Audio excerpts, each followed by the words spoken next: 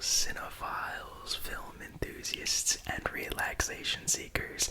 My name is Cinephile ASMR, and today we got not one, not two, but three movies to talk about. But before I get into all of my thoughts on these three movies, I wanted to quickly just say thank you. You know, I have not been uploading nearly as much this week because I have a couple videos in mind that I've been working on throughout the week along with school and finals, and these videos are kind of like a commemoration for all of your support and love. So I'm gonna kind of save what I have to say towards my gratitude and my overall thanks for you guys towards those videos. But for now, seriously, thank you so much. I'm gonna just speak on a minute about it, and if you want to just jump to the reviews of the three movies that I'll be talking about, there's gonna be timestamps below. But seriously, I could not be more thankful and filled with happiness because we have hit 1,000 subscribers. This has been a milestone I've been thinking about ever since I started this channel. I told myself when I hit 1,000, I'm going to really sit down with myself and evaluate as to whether or not I want to take this to the next level. When I passed that milestone, I sat with myself for a bit. I had a very in-depth conversation with myself, and I'm willing to take that next step with you guys. This is just the beginning, and seriously, in this later videos, I'll talk a bit more about it, but thank you. Thank you, and it hasn't just been in-depth thought in my mind that I've been thinking about. I've been watching some movies along the way, and luckily April has boasted some fantastic films, and in a weekend, 3 movies came out, 3 bangers that range in terms of my love, but I take so much from them. And the first one I saw was Nicolas Cage's The Unbearable Weight of Massive Talent. This movie is set within the world where the actor Nicolas Cage is kind of at odds with himself. He has made a name for his charisma and outgoing gregariousness, but over the years, he's kind of been drifting more into the B-budget territory, not really being the same Nicolas Cage that people have come to know and love. So when he gets an offer to just be at a birthday party of a massive fan for $1 million, he takes it. But then the CIA get a hold of him, and he has to live a double agent life while being friends with this perhaps supposed killer. It's crazy. I loved every second of it though. This was such a blast, and I was a bit nervous going into it because yes, it is a Nicolas Cage film, and as of recent, I love what social media has been doing by absolutely uplifting so many incredible actors like Nicolas Cage or Brendan Fraser as of recent, and you've gotten some fantastic films recently like Pig. So seeing this and hearing how much commitment Nicolas Cage put into this film, he's gone on record saying it's his most intimidating role yet because he's essentially confronting himself through his family, his career, and himself entirely. And this movie, although it is a comedy, what I gained so strongly from this was that confrontation with yourself, because it takes this absurdist idea but also keeps it within realism, and it is meta on top of meta on top of meta, because you have Nicolas Cage playing Nicolas Cage, a very exaggerated version of himself, albeit, but in the movie he's offered to play a part in this role of a film in the film, and it gets even crazier from there. But if you're able to stick with it, you can have so much fun, and it really does have a lot to do with Pascal and Cage's chemistry. It is the best romance I've seen in a long time.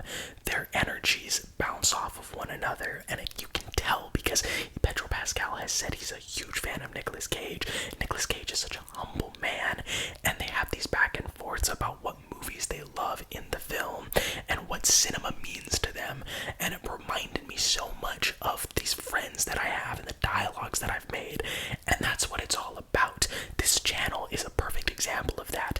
It's just pure cinema pleasure and appreciation, and this movie was that, along with being literally a director, a lover of Nicolas Cage, writing the best love letter to the man himself.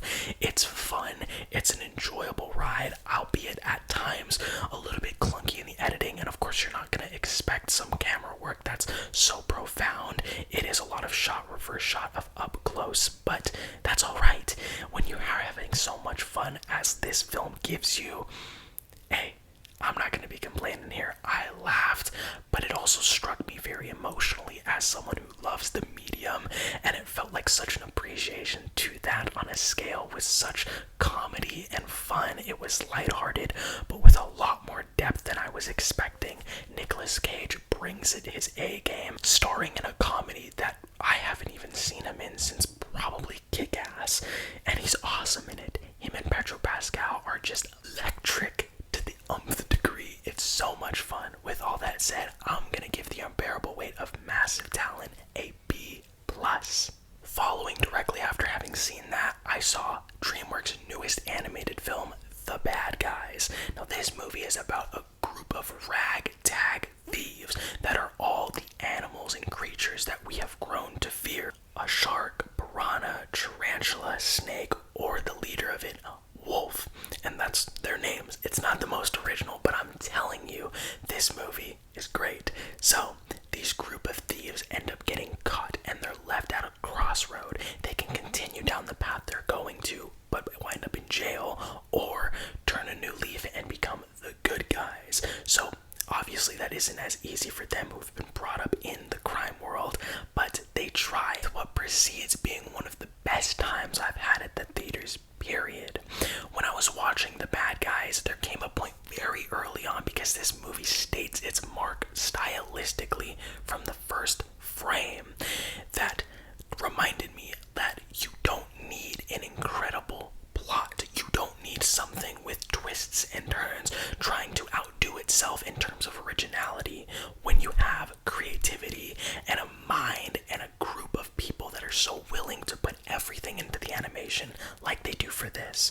God bless Spider-Verse for really cracking open the door for what can be put onto page with the animation that will be translated onto the screen. I have not had this much fun in an animated film in a very, very long time. You know, other projects outside of Pixar and Disney are something that I'm always going to support, because I love Pixar and Disney. They've gotten to the point that they've gotten in because of how great they are. But I want to support smaller studios like DreamWorks, and really they haven't done something that has captivated me like The Bad Guys has since Rise of the Guardians. That was more than 10 years ago. But this was so much fun. It has such a timely message for younger audiences, and I kind of had a blast, and I got even a little teared up just thinking about how much effort was put into this film. And it's a shame, because a lot of these movies, and most of them that I'm talking about, are not getting the recognition financially that they deserve. The way that it is animated from the human perspective to the animal perspective, there is so much diversity, and the way that it is portrayed, the city, the colors, the vibrancy, the energy and kineticism is there in spades. I freaking love this movie so much. It was a blast. It is perhaps predictable, and I'm not trying to excuse predictability in every film, but I feel like this movie's prerogative was to give you a great ride, not one with twists.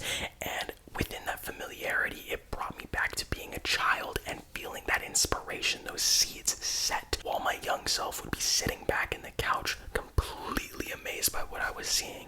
My 10-year-old self would have lost my mind, and I was losing it as an 18-year-old.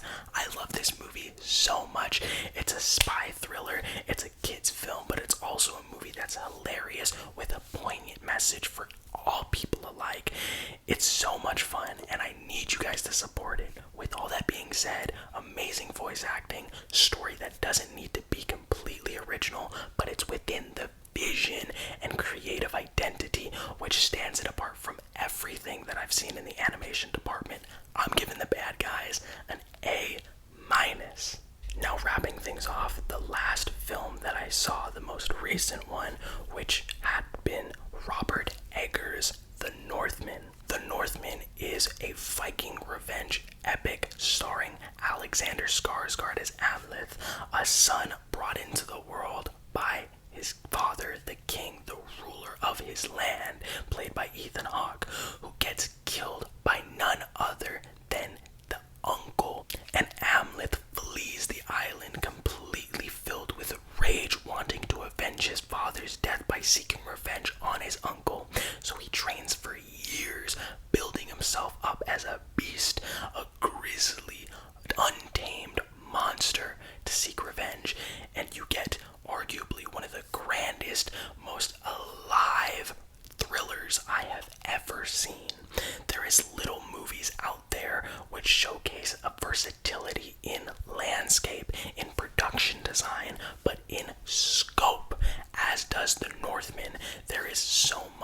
that this film should not have done right, which does. In a world where we have not gotten a Viking epic or a period piece on this scale to this level, $100 million, I would say, since Lord of the Rings. And when I was watching this movie, I was undertaken by how much care and effort and research and time was put into every single frame. Robert Eggers has proved himself from his directorial debut with The Witch to The Lighthouse to now this, that he is a man that does not care about what we're doing in the present, but what about the stories that could be told from our past. And this film is everything I could have asked for and then some. What I think differentiates The Northman from his other two films is there is such a strong journey for all the characters involved, not just the main character Amleth, which I will be talking about in 1 second, but everybody, from the themes to the messages to the way that it is presented, from the camera work, direction, lighting, design of everything. There is so much liberties taken that I was constantly having my jaw hanging and I had to pick it up.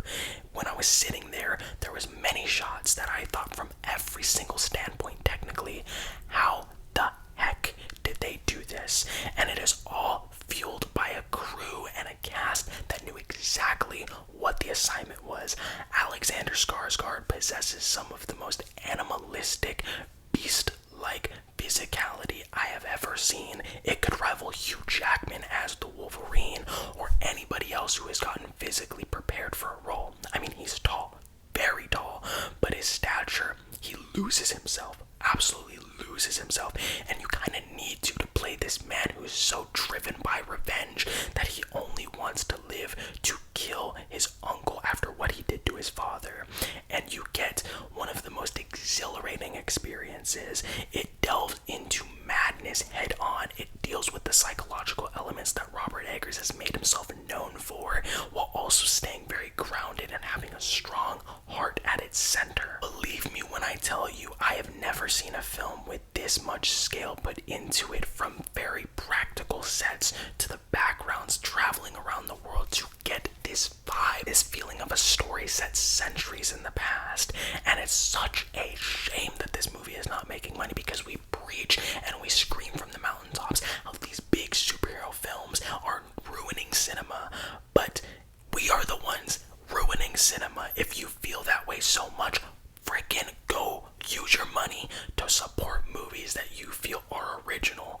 Like, and I'm not shouting at you guys, I promise, but I feel like this is a reoccurring theme when these directors and visionaries and studios put these risks out, these massive risks. Everything is about money, unfortunately, but it fails so often, more often than not, unfortunately. And this is a prime example for you to show your support.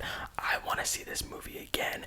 It opened my eyes. Its themes about revenge, fear, and anger driving you, but there being so much to that opposite scale to make a person, and I loved so much of it. There was moments where I was sitting back, and I will never know how they were able to do it from a camera work perspective, and I lost it. And it builds and builds and builds, culminating into the confrontation between the uncle Amleth and Fjolnir, which was one of the most satisfying ways to finally close a revenge epic on this scale. I sat back and I wanted to immediately type up my thoughts, but I knew I want to sit on it to perhaps see if that love can grow. And sure enough, by now, it's without question all that I've said, an A+ movie. I adored this film for so many reasons, as I stated, and probably so many more that a video with this length would not be able to substantiate. And it was a perfect closer for realizing that we got a weekend with 3 very drastically diverse films in their own separate rights, but each invoking very different reactions from me as the viewer. I loved every second of it from the start to the beginning. There's minor issues here and there with certain of them, but regardless, this is a time to be alive as a film fan. We're not even more than a quarter through the year, and we're getting some of the best films in decades. And that is saying so much. COVID has locked and restricted so much creativity that people have been writing away, and now we're just seeing that flood, and it's flooded my emotions so much. And maybe it's just because also that I've reached 1,000 subscribers, realizing that you guys are the reason why I'm doing what I'm doing and why I get out of bed and why I'm so happy, and I love you. serious when I say it, guys. Thank you so much from the bottom of my heart. Let me know of what you thought about The Unbearable Weight of Massive Talent, or The Bad Guys, or The Northman, or if you haven't seen any of them, what has been some of your favorite films of 2022 thus far?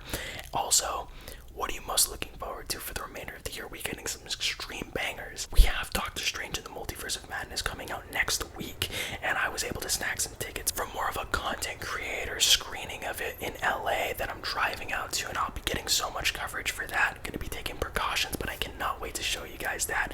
Thank you so much for your love and support. I adore each and every one of you. Don't forget to like this video, comment, stay tuned for more, and remember, everybody, take life one frame at a time.